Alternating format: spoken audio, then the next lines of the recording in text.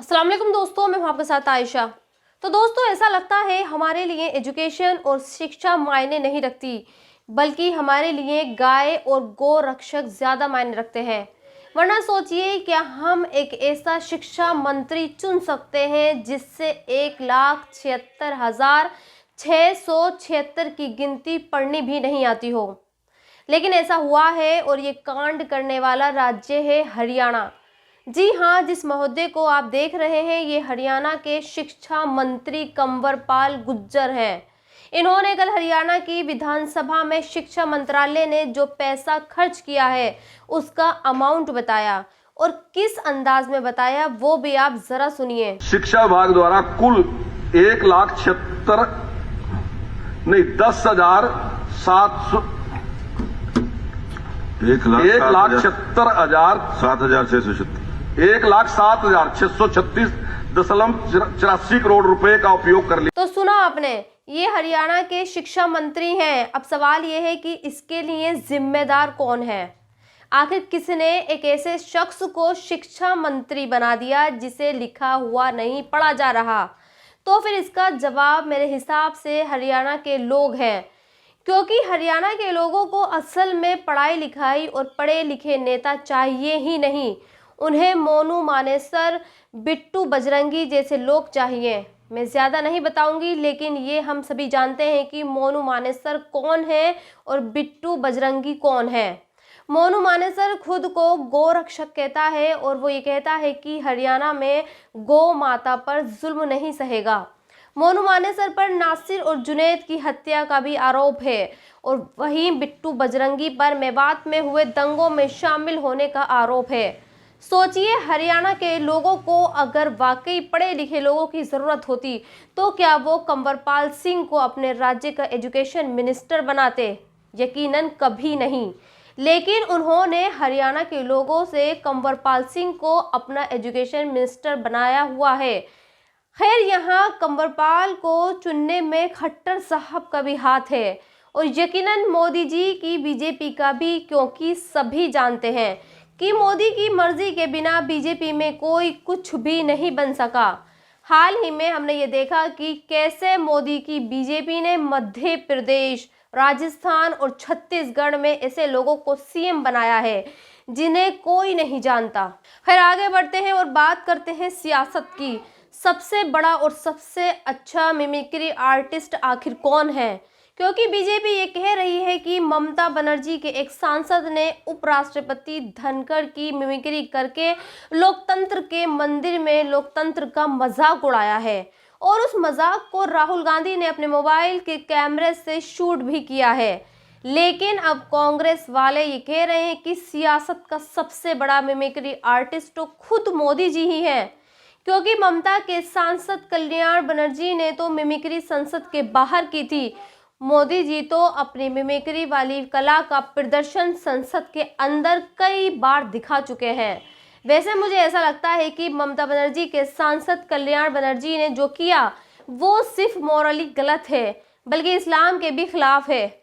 उपराष्ट्रपति का मोदी को देखकर झुकना उनकी अपनी मजबूरी है और आदत हो सकती है, लेकिन किसी का मजाक उड़ाना या फिर किसी की नकल करना इस्लाम के बिल्कुल खिलाफ है। और ममता बनर्जी के सांसद कल्याण ने उपराष्ट्रपति धनखड़ का मजाक उड़ाकर गुनाह किया है, और इस गुनाह में राहुल गांधी भी बराबर के शरीक हैं। वैसे बात सियासत की मिमिक्री की चली है तो आपको दैनिक भास्कर का ये कार्टून भी देखना चाहिए। इस कार्टून के जरिए कम शब्दों में भास्कर ने ये बताने की कोशिश की है कि आजकल संसद में कानून नहीं बल्कि कुछ और ही चल रहा है।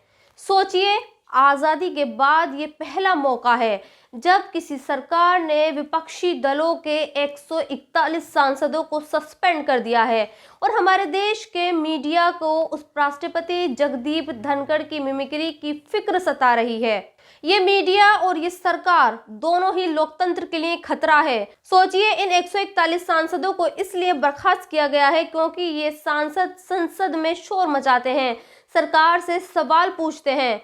लेकिन उन सांसदों का क्या जो अपने ही साथी सांसदों को मुल्ला, कटुआ और पाकिस्तानी बताते हैं। वैसे देखा जाए तो विपक्ष के सांसदों के साथ जो हो रहा है वो सही हो रहा है। मैं आपको एग्जाम्पल देकर बताती हूँ। कल विपक्षी दलों ने फिर से बैठक की। इस बैठक में होना तो ये चाहिए था कि जिस तरह से आने वाले 2024 के चुनावों में मोदी और बीजेपी को टक्कर दी जाए, लेकिन जानते हैं हुआ क्या? चर्चा इस बात पर हो रही थी कि पीएम कौन बनेगा। सोचिए, इस तरह की सोच रखने वाला विपक्ष मोदी को हराएगा। वो मोदी को हिंदुस्तान की मेजोरिटी के दिलों पर राज करता है।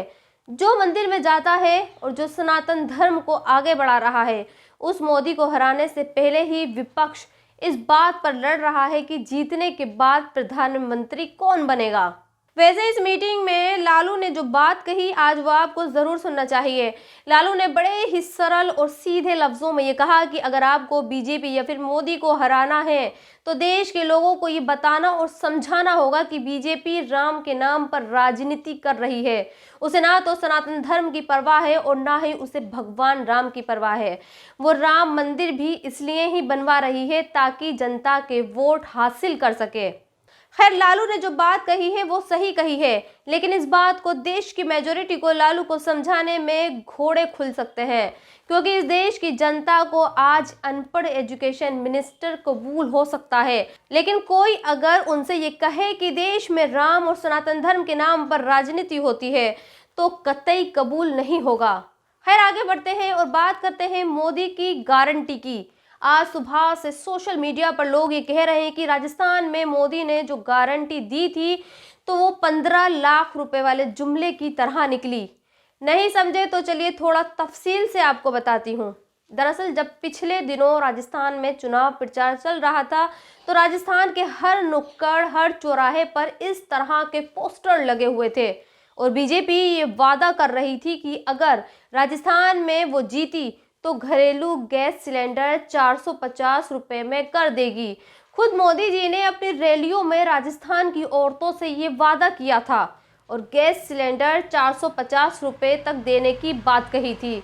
लेकिन अब ये खबर आ रही है कि भजन लाल वाली बीजेपी सरकार ने ऐसा करने से इनकार कर दिया है और ये बात संसद में कही गई है। मोदी सरकार में पेट्रोलियम मंत्री ने संसद में ये कहा कि फिलहाल केंद्र सरकार का 450 रुपए में सिलेंडर देने का कोई इरादा नहीं है।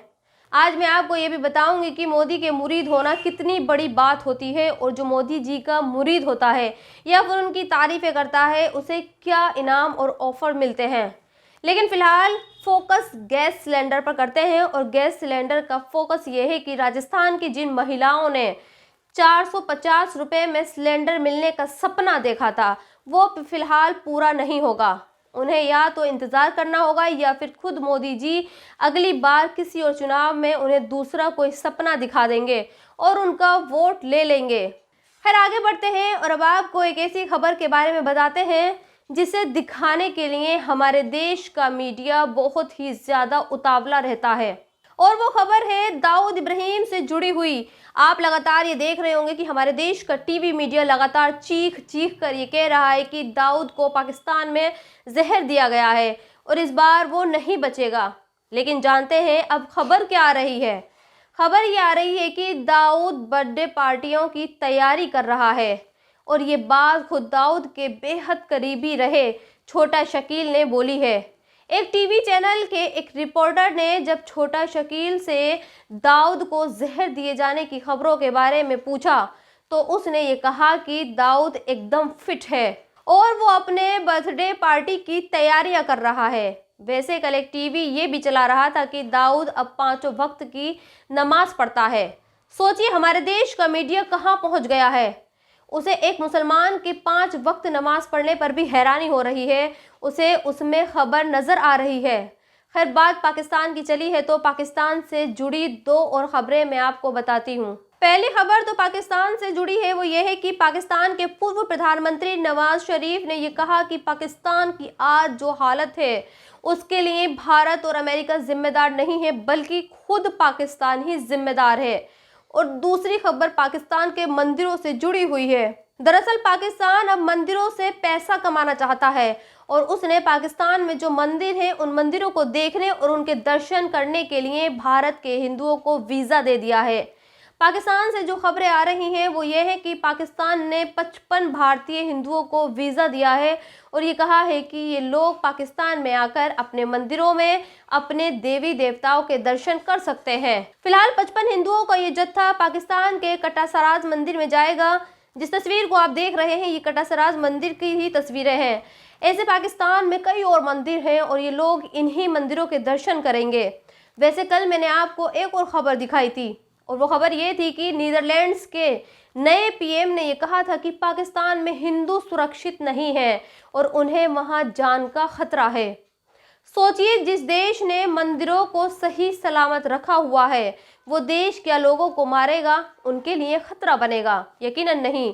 हाँ, मैं नीदरलैंड्स के नए नवेले पीएम के हिंदुस्तान के मुसलमानों और उनकी इबादतगाहों पर नज़र डालने के लिए ज़रूर कहूँगी और मैं ये चाहूँगी कि वो हिंदुस्तान में धर्म और गाय के नाम पर जो लिंचिंग होती है वो भी देखें और जिस तरह से हिंदुस्तान की मस्जिदों को मंदिर बताया जा रहा है और उन्हें बनाया जा रहा है वो भी देखें। और सबसे आखिर में आपको गाजियाबाद की एक खबर बताती हूँ। दरअसल हमारे देश की मेजॉरिटी को लगता है कि पीएम मोदी ने 3 तलाक को लेकर जो कानून बनाया है उससे मुस्लिम बहनों और औरतों को इंसाफ मिलेगा, क्योंकि देश की मेजॉरिटी ये समझती है कि मुसलमानों में औरतों के साथ ज्यादती होती है, औरतों के ऊपर जुल्म होता है और शौहर बिना सोचे समझे उन्हें तलाक दे देता है। लेकिन आज जब आप गाजियाबाद की खबर देखेंगे तो आप ये जानेंगे कि जान लेने से अच्छा तलाक देना है। सोचिए, गाजियाबाद में एक शौहर ने अपनी पत्नी की हत्या सिर्फ इसलिए कर दी क्योंकि उसने पति को चाय देर से बना कर दी। पहले उसने अपनी पत्नी पर तलवारों से वार किए और जब मां की आवाज सुनकर बच्चे बाहर आए तो उसने बच्चों पर भी वार कर दिया। सोचिए, ये कौन सा समाज है?